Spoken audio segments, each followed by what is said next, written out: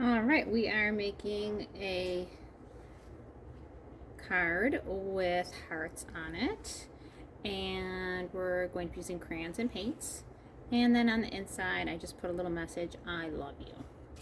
So you could use this for a Valentine's Day card or just an anytime card. All right, so we're going to use an 8.5 by 11 white piece of paper. Drawing paper I have because the drawing paper does work better for the paint. It is thicker than the copy paper. But if all you have is copy paper, it's fine. It'll just be a little bit more wrinkly. You just have to work even more gently. So fold it in half, and then you've got your card. And I actually used a tracer for this heart, but I will draw this one by hand so that you can see an easy way to make a heart is to make two curves and then connect it together at the bottom.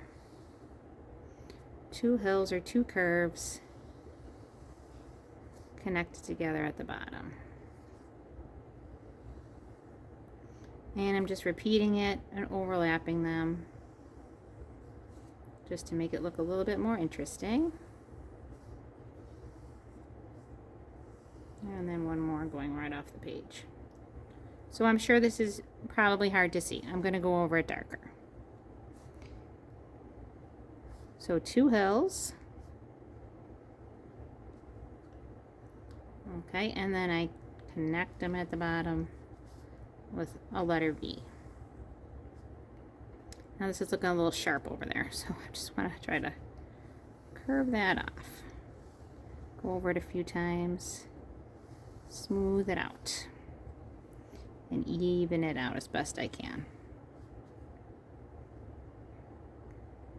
If you want to make your own tracer, all you have to do is just make a curve like this and then put that along the fold of a paper and then cut out your curve.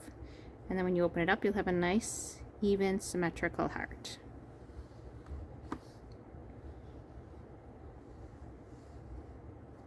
So if you are just drawing them freehand like I am, that's fine too. You might want to do pencil first and then go over darker like I am with a black crayon or a black Sharpie. Depending on how you want your lines to look.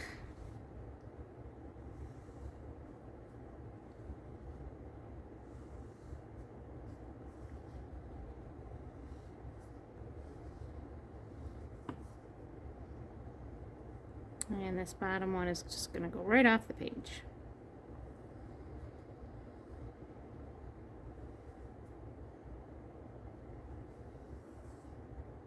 Okay, and we'll write the message on the inside. And then we can decide later who we want to write it out to. I love you. And you can make the exclamation point have a heart on the end. You can also make the letters more fancy by putting little dots at the ends of the letters.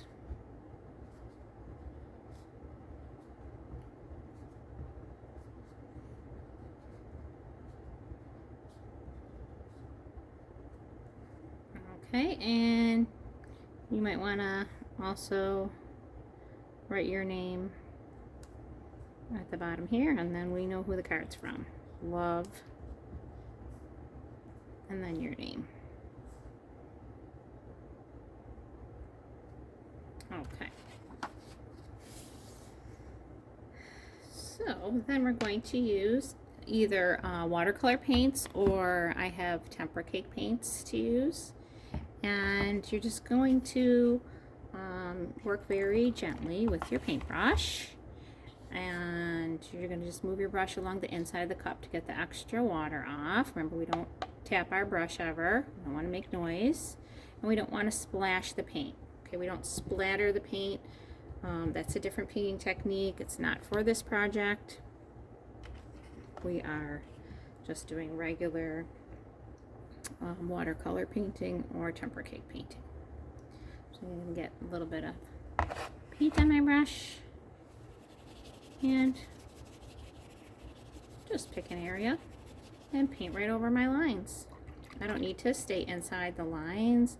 I don't need to worry about, you know, making things exact. This is just a relaxed technique.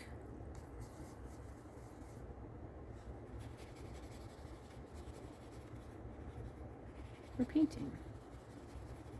I'm just spreading my paint out gently. Now I don't press hard.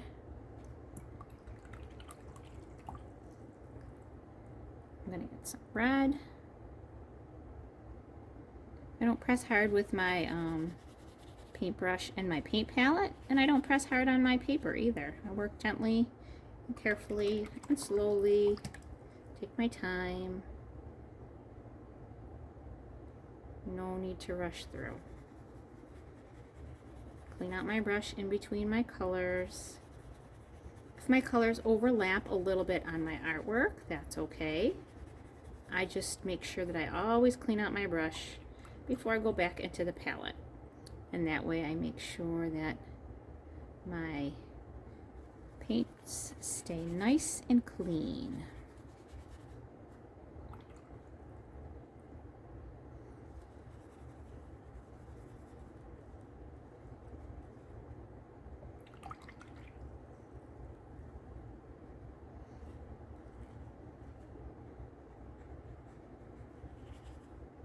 And we have an artist named Jim Dine who created pop art.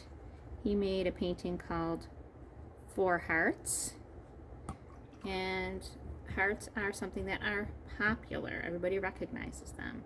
So that was his style of art, was considered to be pop art, part of the pop art movement.